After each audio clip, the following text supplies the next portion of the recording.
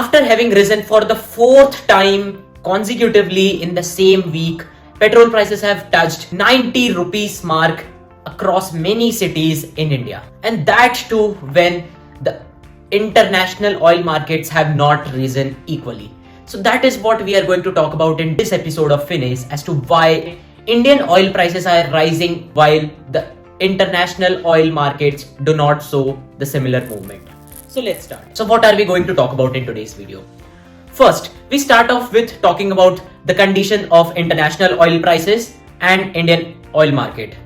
Then we move on to see who gets what from the prices of petrol and diesel in India. And what is the breakdown of the prices in our nation. And towards the end, we take the most important question, which is why is this really happening and what's the rationale behind rising oil prices in the country, whereas not so much movement in the international market. On a broader note, there are basically two types of benchmarking for the oil prices in the whole world. First is called as WTI, which is West Texas Intermediate, and second is the Brent crude oil.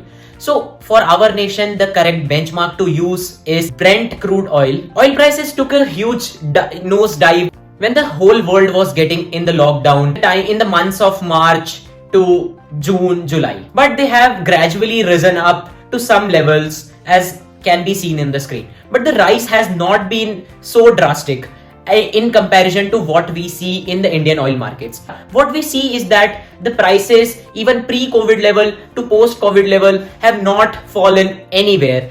They have remained on a similar level but have been continuously rising in the recent past. Petrol prices have reached almost the price of 91.34 per litre in Mumbai, reaching almost all the all-time high levels, and similar has been the story around Chennai and Kolkata. As we said, we are going to talk about who gets what. So you will see on the screens basically a breakdown of the prices of petrol and diesel. So the basic price of what a litre of petrol and diesel costs are almost in the ballpark of rupees 24. Yes, you heard me right. Rupees 24 is the base price of this petrol and diesel when it enters India. But afterwards, there are things like refinery processing costs, which bring it somewhere to the ranges of rupees 30.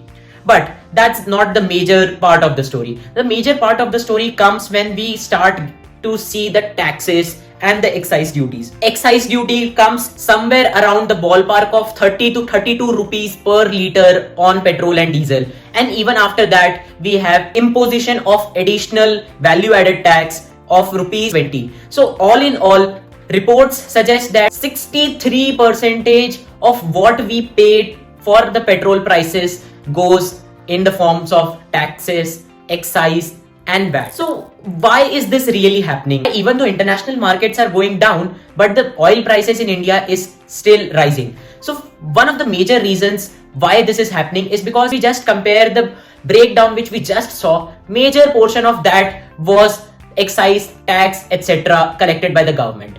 So even though the international oil prices went down and the government was able to procure it for the cheaper rates, it did not pass the benefit to the retailers or to the consumers like me and you, and kept it as a form of revenue collection.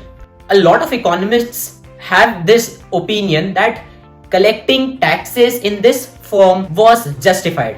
Why is it so? Is because during the time of COVID, a lot of expenditure was done in forms of stimulus, healthcare industry, etc. And the collection, while in terms of say income taxes, GST collection, was not up to that mark. And the deficit in terms of revenues and expenditure was constantly rising. And the best way to fill that gap was to use this opportunity of lower oil prices in the international market and keeping it this almost in the same ballpark in Indian market, and taking the benefit out of the differences between both of them and getting increasing revenues for the government to fill the deficit that we just talked about. Many investors and say many governments have also started to push this agenda of how carbon taxing is a very important measure of taxation which is going to get not only revenues for the government, but is also going to be beneficial for the rising environmental concerns. So because of these reasons of say rising investments in fields of ESG, that is environment, social and government sectors, carbon taxing in terms of say increasing taxes on petrol and diesel prices becomes justified, because not only it gets easier taxes for the government, but is also able to reduce down the impact of environmental pollution on the country. But there's just one last concern which gets attached to this whole story of rising oil prices. Inflation, as we talked about in our previous videos as well, is on the rise. Food inflation is already in double digits, and the rising costs of fuel prices gets very easily translated into the daily use products of whatever we are using, say be it in terms of vegetables, fruits, our daily need items. All of these come through transportation, and that creates this risk of rising inflation. Once the oil prices will start rising, these transportation costs also start rising, and so does the costs of whatever we are going to use. So that is what the whole story of fuel-onomics in the current context. Thank you very much for watching till the end, and hope you derived some value out of this video.